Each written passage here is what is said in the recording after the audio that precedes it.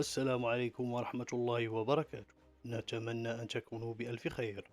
موضوعنا اليوم أثار جدلا واسعا وغضبا كبيرا بين المغاربة: الحملة الأمنية التي شنتها السلطات ضد الدراجات النارية المعدلة.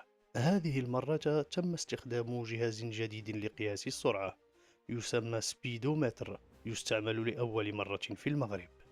كثير من الناس يقولون إن الحملة لم تكن مدروسة كما ينبغي، بل فرضت بشكل مفاجئ. وفوق ذلك تحرك رئيس الحكومة لوقف هذه الحملة أو تعديلها، ليس حبا في المواطنين كما يروج، بل حسب معارضيه سعيا لإنقاذ شعبيته قبل الانتخابات المقبلة. ما رأيك أنت؟ هل تؤيد هذه الحملة أم تعارضها؟ ولماذا؟ تابعوا معنا الفيديو.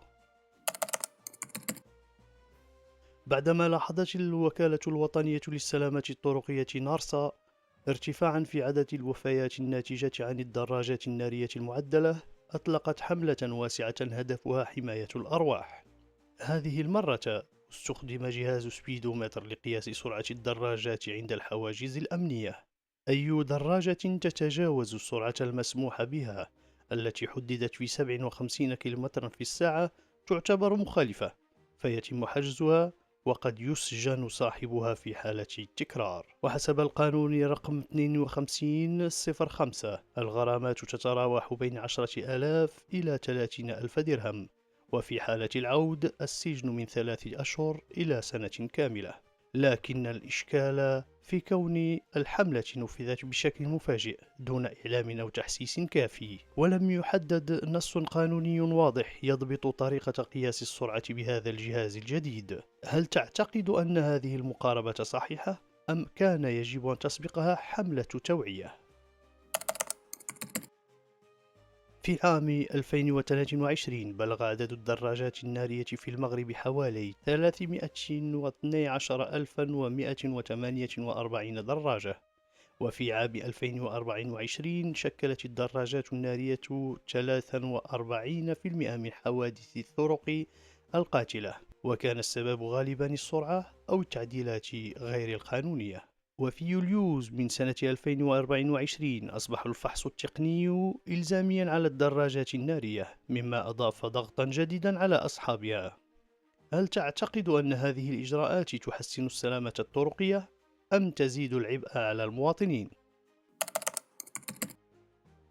بعد موجة الاحتجاجات والغضب الشعبي، قررت وزارة النقل تأجيل هذه الإجراءات لإعطاء المواطنين فرصة للتأقلم معها وتطبيقها تدريجيا.